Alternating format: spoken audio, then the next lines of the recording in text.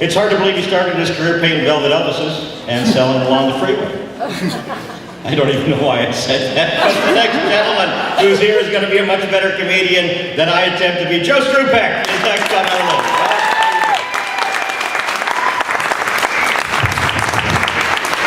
Good evening, everybody. Before we start, alcohol, because no good stories ever started with someone eating a salad.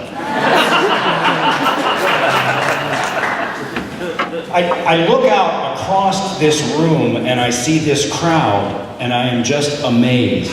No Dan Brady.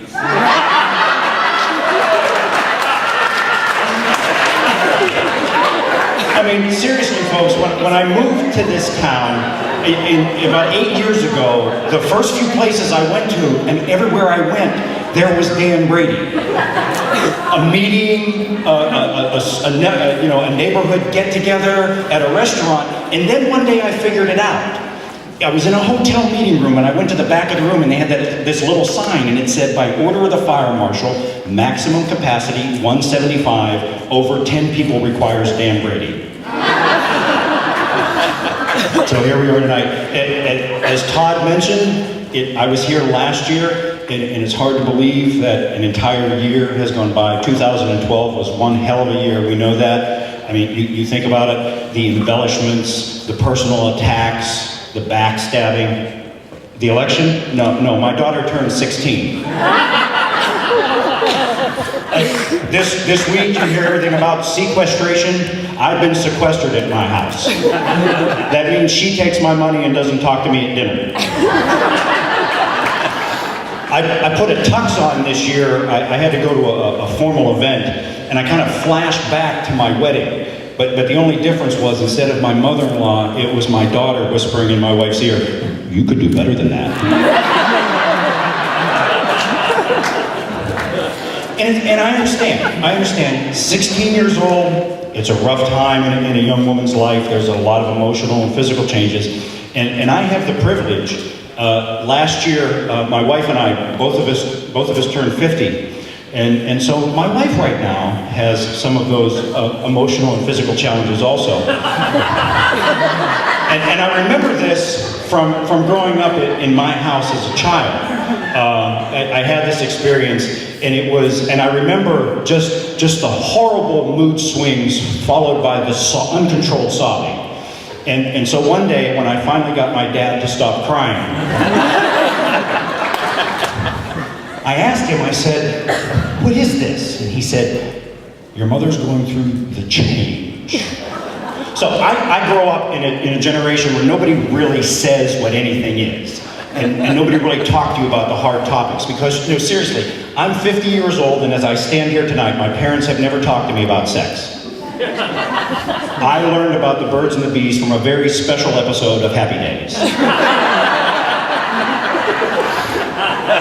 And I was lucky. My cousin Frank, his parents sat him in front of an episode of Mutual of Omaha's Wild Kingdom. Lions going at it on the plains of Africa. And Frank wasn't the sharpest knife in the drawer either, because he had no idea what he was supposed to do after that. For 3 years, we had to keep him away from the family cat.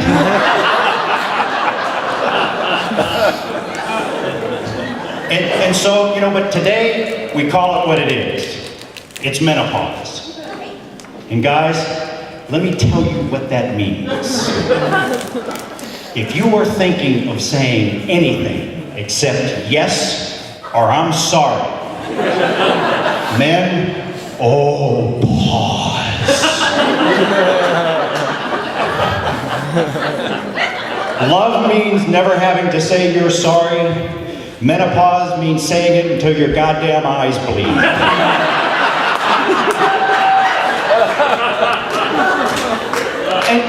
And here's the interesting thing. My wife came home one day and she said, the doctor gave me a test, and it's official. I'm going through menopause. And I said, we paid money for a medical test? I could have just shown you the scars on my ass. If he'd have needed further proof, he could have stopped by the house and see the jar on the windowsill where you keep my testicles.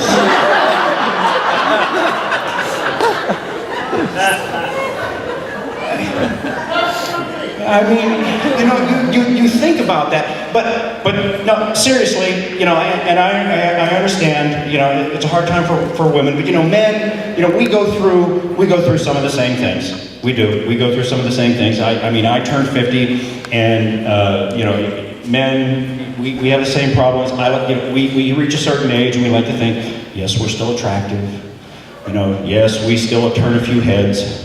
One night, my wife and I are out at a restaurant, and I looked over, and I told her, I said, you know, there's a young woman across the way, and I think she's smiling at me. And so she turned around, and then she looked back, and she said, yes, she is. Your shirt's on backwards. I mean, I had to write my jokes down here because I'll tell you what, at 50, my memory's shit. But it's surprising the things that you remember. I mean, I haven't been in the 3rd grade for over 40 years, and I can remember the kids that sat around me. Behind me was Rhonda Pappas, I had Charlie Lyons, I had Pat Robertson and Mary Ann Reinhardt. The other night, my wife and I are talking about the kids, and I said, the boy.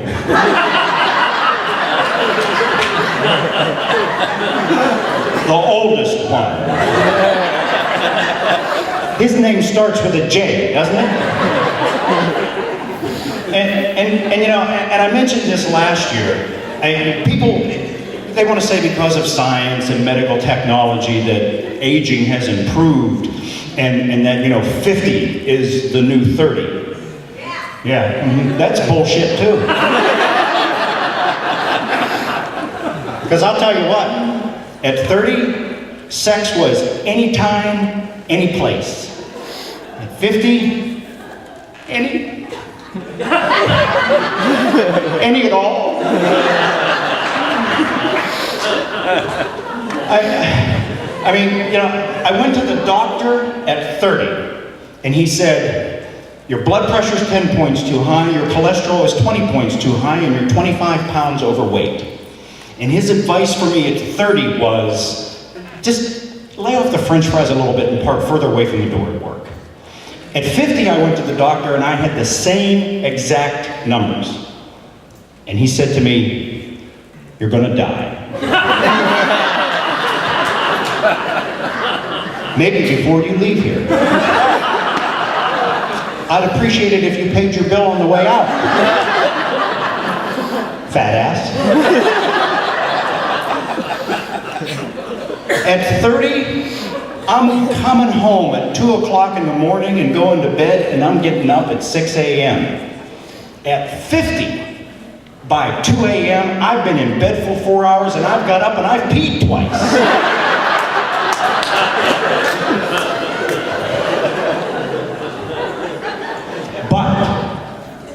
The good news is that I have found out that at age 50, I have superpowers.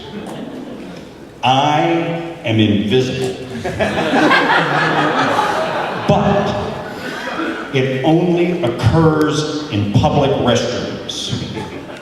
Because I stand there, and no matter what I do, the automatic faucet and the hand dryers and the soap dispensers, they don't see me. I look like somebody at O'Hare trying to land airplanes. I mean, seriously, I looked at myself. Recently, I was in a public restroom, and I looked at myself in the mirror. I'd finally gotten the water to work, and my hands were soaking wet. And I looked at myself in the mirror, and it struck me that when Michael Jackson died, he was 50, just like me. And then I thought to myself, you know what? He must have been invisible too, because he wasn't dancing. He was trying to dry his damn hands.